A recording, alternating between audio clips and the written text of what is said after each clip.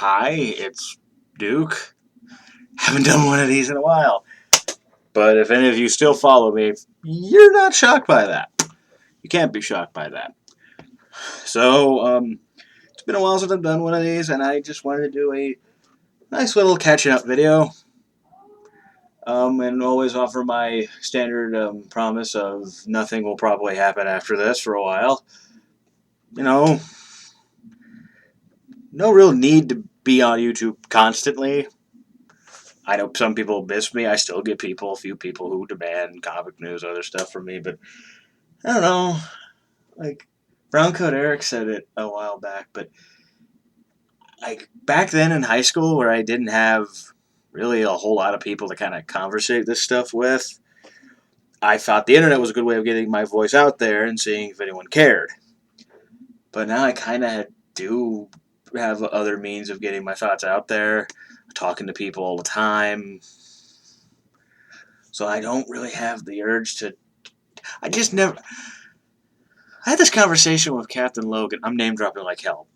Keep just sorry.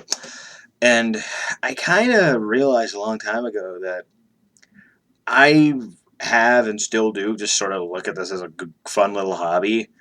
Like Cap's turned into a career in a lot of ways, and other people, a lot of other friends of mine are trying to do the same thing. I'm just happy to talk if they want me to. Like, just, have that conversation I have every week at the comic shop, but on Skype or whatever. I'm on Twitter a lot too. I'll try to remember to put that in the description. If anyone has somehow followed this and are curious about who I am, I'm just sort of just a guy who happens to post a YouTube video once in a blue moon. Um, Anything I've been up to, like outside of work, always reading comics. I'm constantly buying things, and my to read pile is terrifying. I'm not sharing it because it's at a point where it's too embarrassing to share. It's that bad. I'm mostly a trade waiter for those curious. Um, let's see. I am, of course. Wait, one second. I need to check the date in the corner of my computer. September 27th, as I'm recording this. That means yesterday was a very important day for a very important superhero. And I did what a lot of people did. I let my phone make noise. And, of course, I did everything. I, of course, read a bunch of comics starring the Thing. It was Batman Day. And I feel like I'm in that. Not even feel. I know I'm in that camp of people who sees everyone getting excited about Batman and says, "I'm gonna read some Booster Gold." Like never been a Batman guy. I said that before, and I'll say it until everyone finally figures out how to stop shouting that they love Batman at me. Judging from the internet, that'll be the day hell freezes over, and somewhere in December 42nd. So they'll never go away. But yeah, I slowly have been reading these comics. These are two trades that contain the first 22 issues of Ben Grimm's ongoing from the 80s. This isn't the entire run. Uh, this was written mostly by John Byrne. Midway through this, I don't know if he was busy at the time on something else, but midwhile during this, the writing took over to Mike Carlin, and then he came in to kind of round off. But this mostly feels like a companion piece to his FF run, which I have an omnibus. I'm pulling out right now because it's heavy and I don't want to move. They're two giant books. You probably know. And I finally got these two. And the first volume is a lot of. Honestly, it's just a bunch of one shots with a little mini arc in between.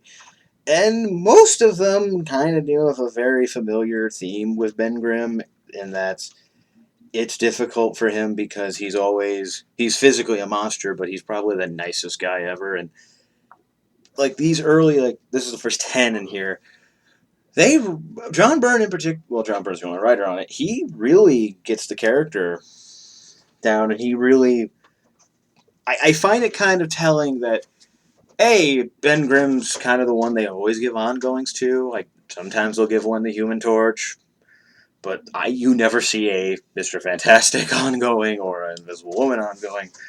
Um, but I think the Thing can carry his own story because he's such a charismatic character, and he's probably got one of the he's got one of the shittiest he got dealt one of the shittiest hands in Marvel history, despite the fact that he is a good guy. He and not to mention one thing I also appreciate reading for this is in these 10 issues there was never the Ben Grimm is human again issue, and then he changes back. No, probably because Burns saved all that for Volume 2. Now, for those who don't know, this this particular volume is the reason I think they collected all this was it's actually one giant arc really called. Let me find the title because it's an amazing ass title. Come on, where are you? Oh, Rocky Grimm Space Ranger is the title. See, and what this was is this was actually, I think, one of the few times there was any real aftermath to Secret Wars, the original Secret Wars, where at the end of that event, semi-spoiler, but doesn't matter, it's over 20 years old.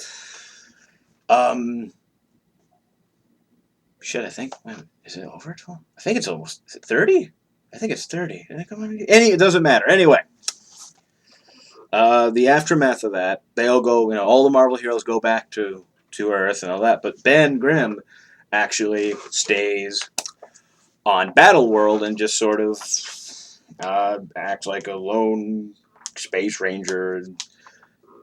Basically, it's a bunch of issues of him fighting kooky space creatures. And one notable thing about it is on this planet, through a few things I don't want to say, only because it's a vague detail that I can't completely remember, and also I want you to read it, because I honestly enjoyed this run.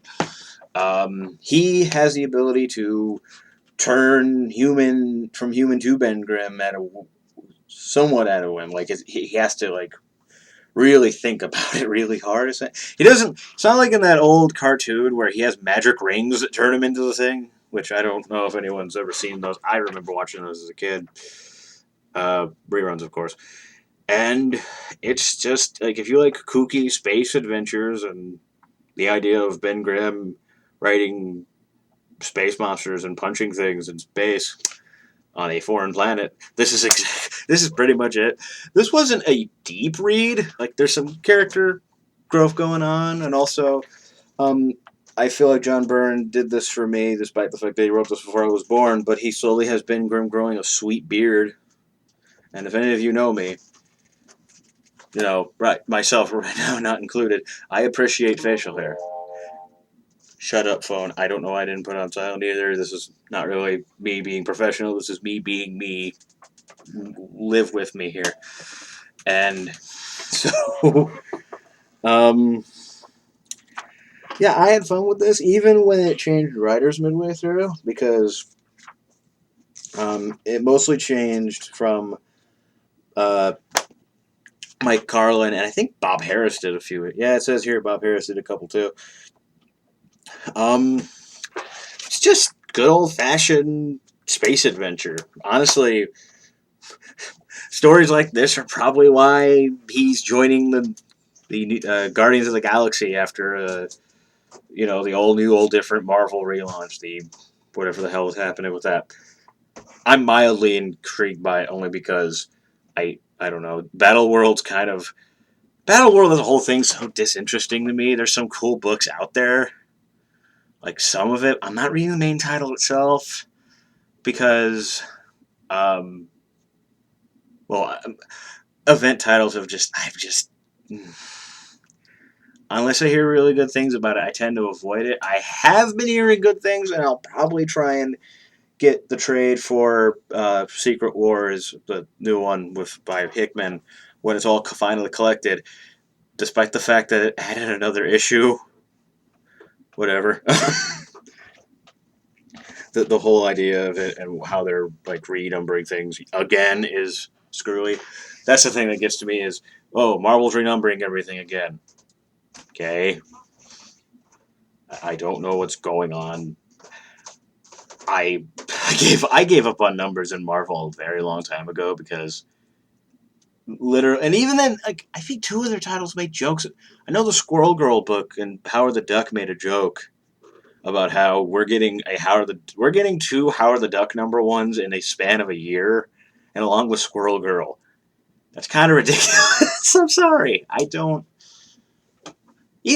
Like that's the thing is, like not only are they, they're clearly aware of it. They're like, it's hilarious that we keep doing it, isn't it? No, it's kind of annoying, but it's at a point where no one cares, and numbers aren't incredibly important. It's just annoying that you have to keep doing that and #1. So it always seems like you do a #1 to get a quick sales boost, and I feel like that's Marvel's response is we need to keep getting new sales boosts and really, because promoting is apparently not working, and I can see that to an extent because people will be more inclined to read something if they can tell it's from the beginning. I've I've been letting my brother read some of my comics right now, and an important thing I've been trying to do with him is I've been trying to pick good contained trades. I think almost everything I've given him so far, I've given him mostly like interpretations of like origins. I gave him Captain America Man at a Time. What else did I give him? I gave him the Jeff Johns Gary Frank Shazam, and he apparently really loved that, which is good. He even wants me to give him more stuff by Johns, which is really makes me happy. I don't know why. What else did I give him? I gave him. I know last night I lent him Green Arrow Year One, and like all those are good origin tales. And I think I let him read. I let him read New Frontier, which he liked a lot. He'll openly admit the things that he'll tell me this. He was kind of it felt really dense to read, not because of all the superhero stuff, but all the history stuff. And I don't blame him for that because that was the point of New Frontier, was to kind of intersect the comic book publishing industry with and show how it eerily does parallel, history in a way. And I think I gave him Hulk, Heart of the Atom. He just, a few weeks ago said, hey, I want to start reading some comics, and your collection isn't incredibly huge and terrifying, so could you loan me some? And I'm more than happy to do that. So yeah, he's been reading stuff, and I'm glad he's been responsive to it, and he's been actually reading stuff, and I actually kind of quiz him on plot points, and he knows, like, he's honestly reading and paying attention, which is difficult to do. Like I know, some people may think it, but there are some people who honestly can't seem to get the format. There's something about it that makes it difficult to understand. Like I think the panels can confuse people. Like, if anything, it helps me. That's why I prefer reading comics over books, because as much as this probably will make me sound bad, I focus a lot better with some kind of image. Like I tend to fall into this rut where I'll look at text and it becomes less me reading the words and me just staring at paper. Like, I need a visual stimulant, and so that's why comics has always been good for me. But I'm really happy to hear that he's been kind of taking on it, and he's sticking with me. I mean, you can go to the library. In fact, I have. I actually got like a big thing from the library. Hold on, I said I wouldn't get up, but I'll see if I can. Mostly because I want to make sure it's still here, because I don't want to get in trouble. Hold on. Let's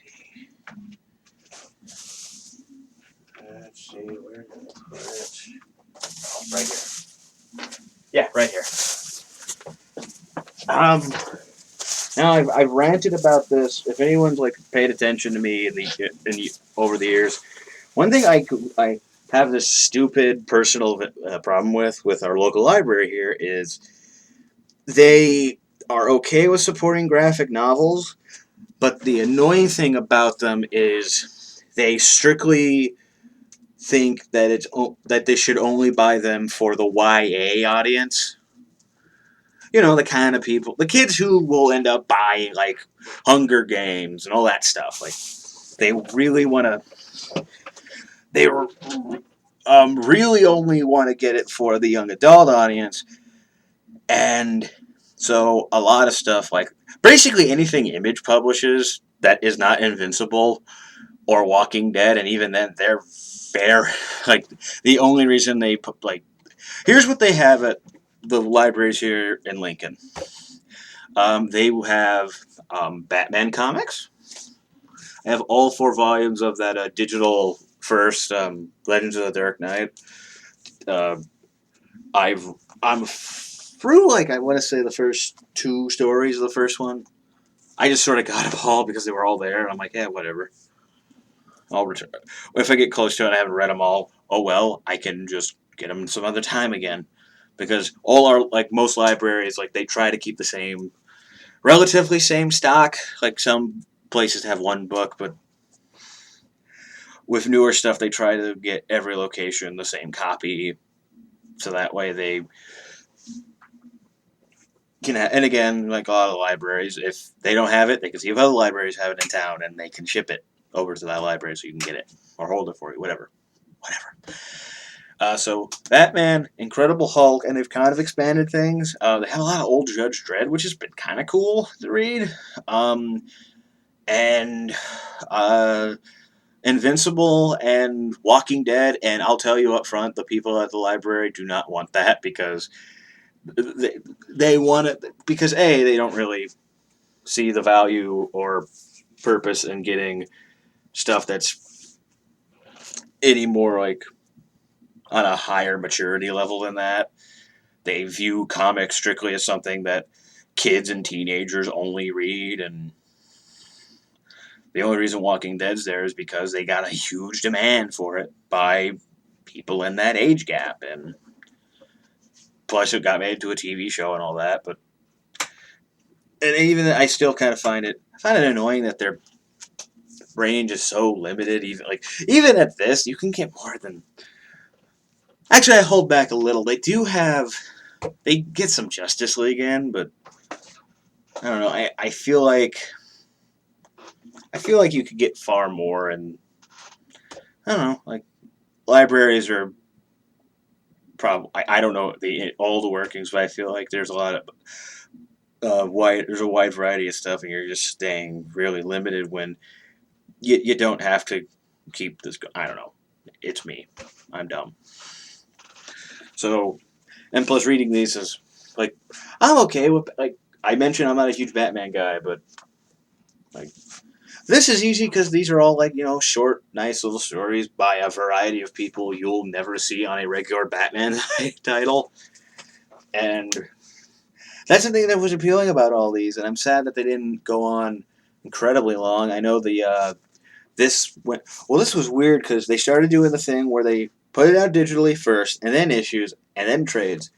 I know they did this with that until they quit doing at least the issues. They just went straight to trade, which makes just sense to me, I guess. But I guess they weren't going well enough because they're ending this. They ended Adventures of Superman. I know they ended. They're ending the Sensational Comics one. That's Wonder Woman, and they're ending 66. I think I heard that. I don't know if that was just another rumor, but like I've always found these kinds of things appealing because they're fun. Pick them up, read, and put them back down. Like these are perfect for libraries, like little anthology books. Um, like I'm not likely to actually own the trade, maybe the Superman ones, but I'm more of a Superman guy. So Ben's by this kind of goofy shirt I'm wearing. Now we'll put these here for now on the floor. Do not touch them, cat. Okay, you can read them, I guess. I trust you. Yeah. Oh, got a big range of stuff. If any of you are telling me why don't put your phone on silent, it's because, truth be told, I do. If someone does call me, I don't want to feel stupid for missing it. So you're gonna keep getting messages. What else am I reading? I'm trying to think of anything else I read in the last few weeks that could be mentioned. Um, I started a couple things. I started reading. I like I basically I spent all day like finishing this up. In the last few weeks, I started reading Dan Slott's She-Hulk run, and I got my hands on all the trades of Gail Simone's Wonder Woman, and I've been kind of switching off between those volumes since both, because I got the old school trades of the Slott run. So 5 volumes of that, and then 5 volumes of Wonder Woman. I've been kind of switching off, and I like Slott as a writer. Like many people, I don't really like him on Spider-Man. I don't know. There's sometimes where he's really good, and then there's other times where I don't really care for it. Like he's so inconsistent with Spider-Man, but She-Hulk. Like, granted, I'm only reading I'm halfway through volume 2 of it, but no, I'm an issue away from it. I've been reading it, and I'll say this: if you hadn't read his Slott's She-Hulk run, but if but you also happen to read Soul's run, it feels very similar. Um, there's I wouldn't say there's no superheroics, but both of them have it. But they're more focused on being kind of a comedy of of of Jennifer Walter's social life and her time as a lawyer. It's more focused on being a wacky lawyer comedy with superpowers, and it's very similar to that. And I really enjoyed the Soul run as much as that sadly didn't go on for. And I'm really liking this, but I tend to like if it doesn't have Spider-Man in the title, I think I've enjoyed Slott stuff pretty much. I actually really do remember. I remember loving his Mighty Avengers run when it came out, but I haven't read it in a while.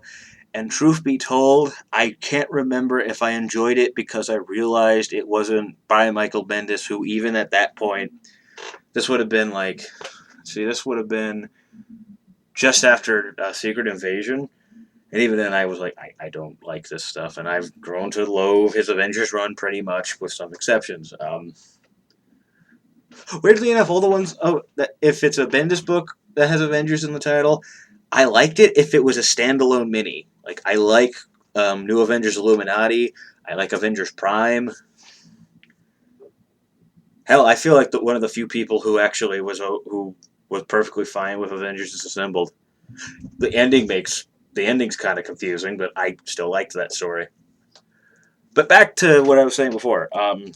Slot She-Hulk, I'm enjoying it so far. But I'm only on the second volume.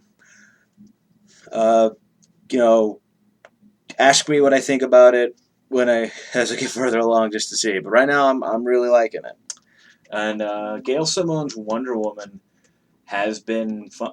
Wonder Woman is. Well, here's the thing about reading Wonder Woman. If you're a trade reader, your options are low. As terrible as that sounds, if you go to your bookstore, go to your graphic novel section, and there's any Wonder Woman in it, it's all New 52 stuff, which I haven't read any of it. I know there are a wide variety of opinions on the ongoing series, since really its first issue and all the writers on it. But that's kind of all you have right now. You go there and there's tons of Batman, like from all different types, like stuff from came out from the last few years, stuff that went back to the 80s and 90s. Like Batman, they're always going to keep a good, nice backlog of classic stories. And Superman's not as big, but there's still Superman stuff. There's the newer Superman related stuff, and then there's Death of Superman, All Star Superman, all seasons. There's some stuff.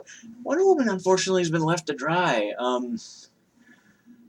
Yeah, sure, as stuff like all the Simone stuff did come out in trade, but it's not in print anymore, or at least most of it's not. And it was hard to find a decent price for this stuff. Like, I'm a big eBay guy. Same with Rucka's run. That stuff's getting hard to find too, and I don't have all of them yet, but I need to get the last two. And they did recently put out The trades themselves have been out of print, or at least I think the first two have. But they did put a nice omnibus out of like um, Perez's 24 issue run where he wrote and drew it. Still no word on any trades of his stuff after that. Besides, I know they're putting like there was a mini series called War of the Gods, and that mini series and the Wonder Woman issues that tie into it are collected, but again, there's still gaps. And I found it kind of like I'm not a big Wonder Woman guy, but I think it's just because the self-serving problem of there's not a giant amount of Wonder Woman to find out there. Hell, like despite the fact that there's it like his runs far longer than this, I got these uh, this, the trades are called Second Genesis and Lifelines, and like it's like a slew of I think like 11 issues of John Byrne's run, and I just got them because I wanted to read more Wonder Woman, and I like John Byrne. I've heard controversial things about his run. I don't know, but I'm curious. And I, I do find that kind of disconcerting. Like I'm not a big Wonder Woman guy, but at the same time, I don't feel like DC's giving people huge opportunities to look at Wonder Woman. I feel like it's just sort of all they're really letting you see is the stuff it's coming out at this moment, and that's it. And I think that I'm hoping. I don't know what's gonna happen because I'm kind of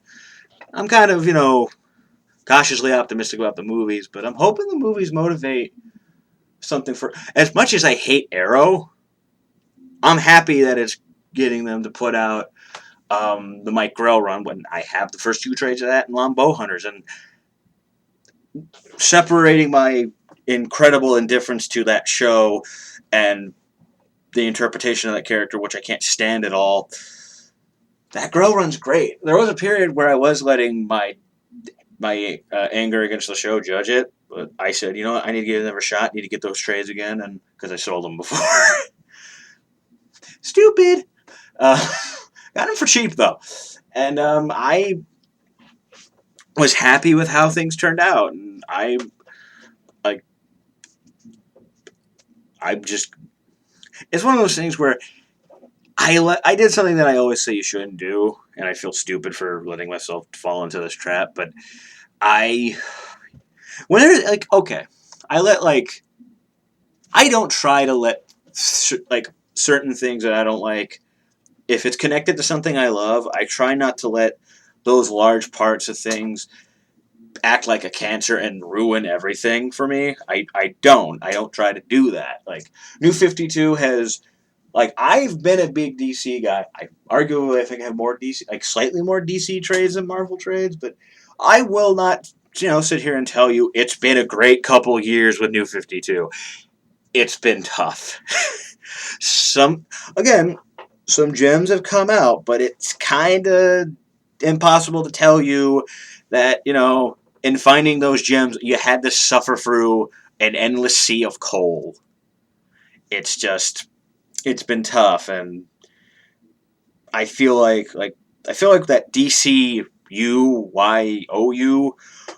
as much as it was producing some things I wasn't interested in, it was producing other things I was interested in, and I feel like the lesser success of that than they wanted it to be, and because of that, we're going back to the things that people wouldn't really like to begin with, the things that motivated you to do this in the first place. You're going back to, but I I had a vestige of a point here, but it's just been like my point is like, okay, I love a lot of things. Like I love Green Lantern, for example, and I don't let the incredibly dumb things that have been happening in the Green Lantern books for the last few years ruin my love and affection for that mythos, a lot of those characters and all that stuff. Despite the fact that for whatever reason, Hal Jordan looks like Space Gambit now with a green turtle shell battery power gauntlet. I don't know. I don't know. I stopped reading that book wholesale. Like I was reading it on and off, and I think I quit just as God Hand started, or Godhead, or whatever the hell it was. It God Hand? I don't know or care. Yeah, I'm looking it up, but believe me, I'm looking it up out of pure indifference rather than actual interest. So You get to watch him on Google. But no, I don't know. Like, it wasn't just like, oh, Johns left and the whole thing went to shit. No, Johns and all of the other writers that I enjoyed left. And, like, I love Tomasi, too. Like, I thought he was just as good as Johns, honestly. And I've been, like, uh, sorry, brain froze. Like, I feel like you had Johns and you had Tomasi. Wasn't reading Red Lanterns all that much, not because I hated it. I just didn't care. Wasn't reading New Guardians because I read like the first arc of that and did not like it at all. And I hear it gets worse and worse. I'll see how that goes because I did get because one thing that's weird about me is I read that stuff in issues obviously as it came out, but I drug my feet. I drag my feet a lot on completing things. Like, I'll start stuff and then it may never finish, especially because another thing you need to learn if you ever buy trade paperbacks is you're honestly going to want to try and get them the moment they come out for a few reasons, for a lot of reasons. One thing is um, uh, they really, like, again, they need to make money off of these things. And if they're not so, like, say it's in a long series. I'll give you an example. I started buying the Starman Omnibus, the series, James Robinson Starman. They were putting the omnibuses out in hardcover originally, but then those things fell out of print eventually, especially the first three. And then they started putting them out in softcover. And I'm like, okay, I will buy these in softcover. And I did. I pre-ordered them on Amazon so I'd get them within the week of them coming out. The problem is those first two volumes combined with the low pre-orders for volumes 3 and 4, they canceled them entirely after volume 2. Another thing is print runs aren't always forever. I got a lot of, honestly, I got stuff that's incredibly well regarded. Like, I have all of 52 in trade, like the 4 volumes of 52, the weekly series.